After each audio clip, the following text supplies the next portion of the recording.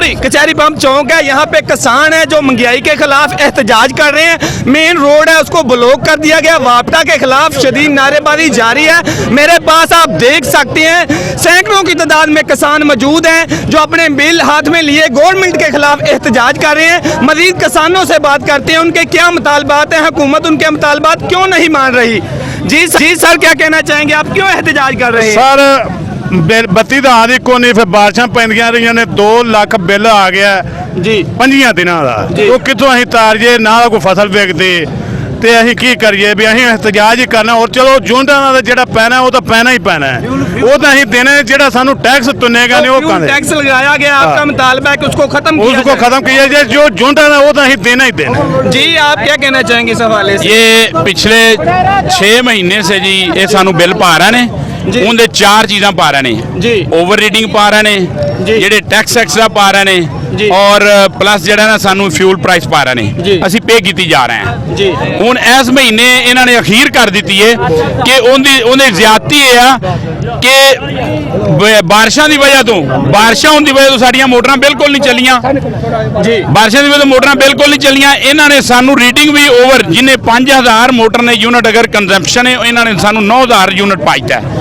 और जो fuel price है, मेरी अपनी मोटर में 1,09,770 रुपये फ्यूल प्राइस भराया जी। मौसम फ्यूल प्राइस एडजस्टमेंट पाया इन्होंने। एक साढ़े ज्यादती होर करते हैं, एक ही करते हैं 6 महीने दिन वतीरा फड़ लिया कि असं आने सा बिल लैके इन्हों को ठीक करवाई दा सी, प्रॉपर चैनल असी आपके यूनिट इन्हों को निकलवा लेंगे सा, आरो जाके दफ्तर फीड करवा के परफॉर्मा भर के। हूँ की करते हैं खुद ही बिल कट के सानू आपे घल देंगे ने। अच्छा वो बिल असी कट्टिया तारन जाने, अगों कोई बैंक साढ़े तो बिल नहीं लेंदा, असी सारे जाने जीपी ऑफिस भी अगली दफा तुहानू बुलावांगे जिस दिन बिल तारांगे। वो बाहर मेन फाटक तक लंबी लाइन लगी होंगी, बुजुर्ग बुढ़े ज़ईफ लाइना च लगे होंगे, उत्थे डिग रहे होंगे ने। वो ना बैंक बिल लेंदा, साढ़े क्यों साढ़े बगैर आखन तो कट के आपे सानू बिल घल देंगे ने। वो जो बकाया साडा यूनिट जोड़े होंगे ने, या जो जुर्माना है या जी रियायत करनी अगले महीने फिर ला के घल देंगे ने।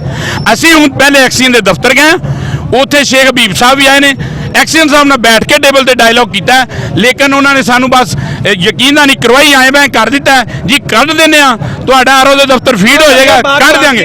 लेकिन उन्होंने साढ़े किसान मुतमिन नहीं हुए, जिंदी वजह तो असी सारे रोड से आए। सानू 1 मिनट सानू भी मेरा कोई हल नहीं, सानू चले जाओ उसने जवाब दे दिया, फ्यूल प्राइस एडजस्टमेंट सानू हाँ जी उन्होंने जवाब दिता है।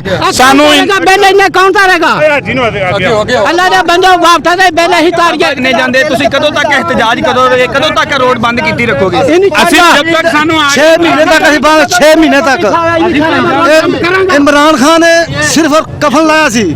इमरान खान कफन लाना शहबाज शरीफ ने आके बोने किला भी ठोकना शुरू कर दिता। ਅਸੀਂ 6 ਮਹੀਨੇ तक नहीं थे भाईजान ਅਸੀਂ यही कहना चाहते हैं भी साडे बिलों की जी मादे इन्ने टैक्स लाई जाते हैं, जिमीदार तो अगे मरिया पिया है। इन्ने 10,000 बिल, 30,000 फ्यूल एडजस्टमेंट की मच टैक्स है, तो किधर जाने लोग? जी बिल्कुल आप देख सकते हैं किसानों की बड़ी तादाद यहाँ पे मौजूद है जिन्होंने ये मेन चौक बंद किया हुआ है, वापटा के खिलाफ एहतजाज कर रहे हैं। अगर मेरा कैमरामैन दिखा सके तो किसान आज बहुत ज्यादा गुस्से में है और हुकूमत के खिलाफ शदीद किस्म की नारेबाजी की रही है। कोई सुनता ही नहीं, साडा फसल मारेगा सानू कहे पूछे ही नहीं। खुदा दा खौफ करो, अल्लाह दी फसल का नुकसान होया बारिशां दी वजह से। सानू 6 महीने तक भी इत्थे रोड ब्लॉक करना पिया, असीं करांगे जिन्ना तक साडे मुतालबात पूरे नहीं हुंदे असीं नहीं रखांगे। एक्सीएन ने सानू कहा जी मेरे कुछ बस नहीं, सीओ नू करो, सीओ नाल राबता करो।